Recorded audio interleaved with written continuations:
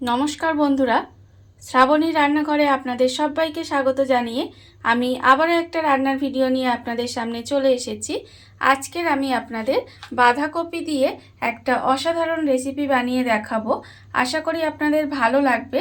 তার জন্য কিন্তু আমার পুরো ভিডিওটা আপনাদের দেখতে হবে। আর দেখা শুরু করার আগে একটা লাইক দেবেন আর একটা সুন্দর কমেন্ট করতে কিন্তু ভুলবেন না। তাহলে চলুন এই বাঁধাকপি দিয়ে আজকের আমি কি বানাই সেটা আপনারা একবার দেখে নিন। বাঁধাকপির এই রেসিপিটা বানানোর জন্য প্রথমে আমি এখানে দেখুন গ্যাসটা অন করে একটা কড়া বসিয়ে দিয়েছি। আর কড়ার মধ্যে দিয়ে দিয়েছি আমি বেশ কিছুটা জল। জলটা আমার গরম হয়ে এসেছে। এইবার আমি এর মধ্যে দিয়ে দেব বাঁধাকপিগুলো। এখানে বাঁধাকপিগুলো দেখুন খুব সরু সরু করে আমি কিন্তু কেটে রেখেছি, কেটে ধুয়ে পরিষ্কার করে রেখে দিয়েছি। এবার এই বাঁধাকপিগুলো আমি জলের মধ্যে দিয়ে দেব।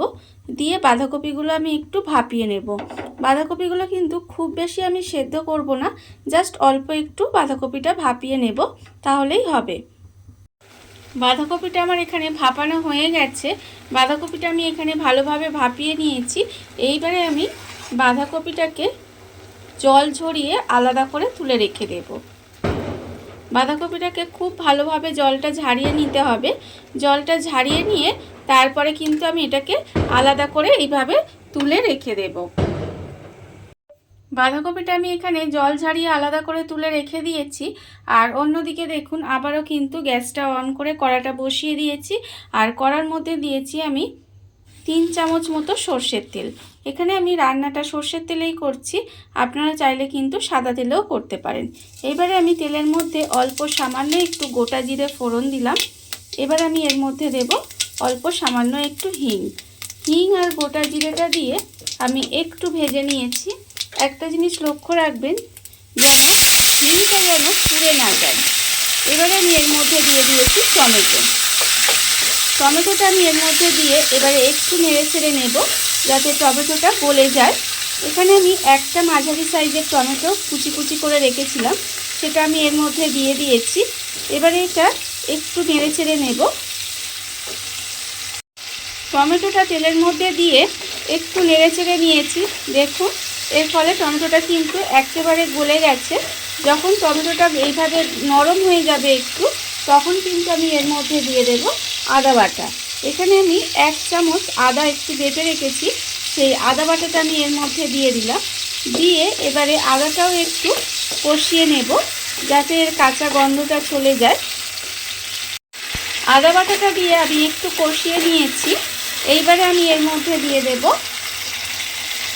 এখানে দেখুন আমি কিন্তু 1 চামচ পোস্ত আর 1 চামচ চার মগজ একটু বেটে রেখেছি, সেটাও কিন্তু আমি এর মধ্যে দিয়ে দিলাম। রান্নাটা কিন্তু আমি এখানে নিরামিষ করছি, আর এটা কিন্তু খেতে অসম্ভব সুন্দর হয়। আমি যেভাবে করছি এইভাবে একবার করে দেখবেন, খেতে কিন্তু আশা করি ভালোই লাগবে। এবারে চার মগজ আর পোস্তটা দিয়ে আমি কিন্তু আবারও একটু কষিয়ে নেব মশলাটাকে। পোস্ত আর চার মগজ বাটাটা দিয়ে আমি কিন্তু আবারও একটু কষিয়ে নিয়েছি। এবারে আমি এর মধ্যে দিয়ে দেব টক দই। এখানে আমি 1 চামচ পরিমাণে টক দই রেখেছি, সেই টক দইটা কিন্তু আমি এর মধ্যে দিয়ে দিলাম। দিয়ে আবারও কিন্তু আমি মশলাটা খুব ভালোভাবে কষিয়ে নেব। টক দইটা দিয়েও কিন্তু খুব ভালোভাবে একটু কষিয়ে নিতে হবে। টক দইটা দিয়েও কিন্তু আমি একটু মশলাটা কষিয়ে নিয়েছি।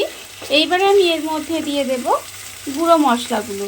এখানে আমি দেখুন রেখেছি 1/2 চামচ হলুদের গুঁড়ো, 1/2 চামচ লঙ্কার গুঁড়ো, 1/2 চামচ কাশ্মীরি লঙ্কার গুঁড়ো, 1/2 চামচ জিরের গুঁড়ো আর 1/2 চামচ চিনি আর আন্দাজ মতো নুন। এই সমস্ত গুঁড়ো মশলাগুলো আমি এর মধ্যে দিয়ে দিলাম। এবার আমি এর মধ্যে দিয়ে দেব, দেখুন এখানে আমি দইয়ের বাটিটা ধুয়ে অল্প একটু জল রেখেছি, সেই বাটি ধোয়া জলটাও কিন্তু আমি এর মধ্যে দিয়ে দিলাম। দিয়ে এবারে মশলাটা, সমস্ত গুঁড়ো মশলাগুলো খুব ভালোভাবে এর সঙ্গে মিশিয়ে একটু কষিয়ে নিতে হবে। যতক্ষণ না পর্যন্ত মশলা থেকে তেলটা ছেড়ে দেয়, ততক্ষণ পর্যন্ত কিন্তু একটু খুব ভালোভাবে কষিয়ে নেব। মশলাটা আমার এখানে খুব ভালোভাবে কষানো হয়ে গেছে। দেখুন মশলা থেকে কিন্তু তেলটা ছেড়েও দিয়েছে। যখন দেখবেন মশলা থেকে তেলটা ছেড়ে দিয়েছে, তখন আমি এর মধ্যে দিয়ে দেব বাঁধাকপিটা। এখানে আমি যে বাঁধাকপিটা একটু ভাপিয়ে রেখে দিয়েছিলাম, সেই বাঁধাকপিটা কিন্তু আমি এর মধ্যে দিয়ে দিলাম। দিয়ে মশলার সঙ্গে বাঁধাকপিটা কিন্তু আমি খুব ভালোভাবে মিশিয়ে নেব। মিশিয়ে খুব ভালোভাবে একটু কষিয়ে নিতে হবে।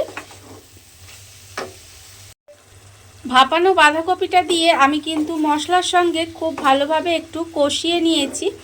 দেখুন প্রায় মিনিট 5 ধরে আমি ভালোভাবে এটা একটু কষিয়ে নিয়েছিলাম। এর ফলে দেখুন বাঁধাকপি থেকে কিন্তু একটু জল বেরিয়েছে। এবারে আমি এর মধ্যে কিন্তু আর জল দেব না, যেহেতু বাঁধাকপিটা ভাপানোই আছে। আমি গ্যাসটা লোতে দিয়ে এইভাবে একটু ঢাকা দিয়ে রান্না হতে দেব, যাতে বাঁধাকপিটা যেটুকু সেদ্ধ হতে বাকি আছে সেটুকু ভালোভাবে সেদ্ধ হয়ে যায়। গ্যাসটা লোতে দিয়ে বাঁধাকপিটা আমি 5 মিনিট মতো এইভাবে একটু রান্না করে নিয়েছিলাম। দেখুন বাঁধাকপিটা কিন্তু আমার এবারে একেবারে সেদ্ধ হয়ে গেছে। যখন দেখবেন বাঁধাকপিটা রান্না প্রায় হয়ে গেছে, তখন আমি এর মধ্যে দিয়ে দেব। দেখুন এখানে কিন্তু আমি অল্প সামান্য একটু ছানা রেখে দিয়েছিলাম, সেই ছানাটা কিন্তু আমি এর মধ্যে দিয়ে দেব। ছানাটা দিয়ে এবার ছানাটা কিন্তু খুব ভালোভাবে এইভাবে একটু খুন্তি দিয়ে মিশিয়ে নেব বাঁধাকপির সঙ্গে। মিশিয়ে নিয়ে আবারও কিন্তু ঢাকা দিয়ে 5 মিনিট মতো এইভাবে একটু রান্না হতে দেব। বাঁধাকপির সঙ্গে ছানাটা ভালোভাবে মিশিয়ে আমি কিন্তু আবারও 5 মিনিট মতো এটা একটু ঢাকা দিয়ে রান্না হতে দিয়েছিলাম। দেখুন রান্নাটা কিন্তু আমার প্রায় হয়েই গেছে। নামানোর আগে আমি এর মধ্যে দিয়ে দেব অল্প একটু গরম মশলা গুঁড়ো, আর আমি এর মধ্যে দিয়ে দেব অল্প সামান্য একটু ঘি। যেহেতু নিরামিষ রান্না, নামানোর আগে অল্প একটু ঘি আর গরম মশলা গুঁড়ো দিলে কিন্তু এর স্বাদটা আরও বেড়ে যায়। এবারে খুব ভালোভাবে মিশিয়ে নেব। মিশিয়ে নিলেই কিন্তু গ্যাসটা অফ করে দিয়ে এইভাবে একটু ঢাকা দিয়ে রেখে দিলেই কিন্তু রান্নাটা আমার রেডি হয়ে যাবে। দেখুন বন্ধুরা, বাড়িতে থাকা কত অল্প উপকরণ দিয়ে কত অল্প সময় কত সুন্দর একটা বাঁধাকপির রেসিপি তৈরি হয়ে গেছে, আপনারা দেখতেই পেলেন। আর এটা কিন্তু রুটি, লুচি, পরোটা বা ভাত দিয়ে যে কোনো কিছুর সাথে কিন্তু খেতে অসম্ভব সুন্দর হয়। আপনারা এইভাবে একবার হলেও বাড়িতে বানিয়ে দেখতে পারেন। আর এই ভিডিওটা যদি আপনাদের ভালো লেগে থাকে, আপনারা যদি ফেসবুক থেকে দেখে থাকেন পেজটি ফলো করে দেওয়ার অনুরোধ রইল। আর যদি ইউটিউব থেকে দেখে থাকেন চ্যানেলটি সাবস্ক্রাইব করে নেওয়ার অনুরোধ রইল। তাহলে চলুন ভিডিওটা আমি এখানেই শেষ করছি। আপনারা সবাই ভালো থাকবেন, সুস্থ থাকবেন। আবারও হাজির হব নতুন কোনো রান্না নিয়ে।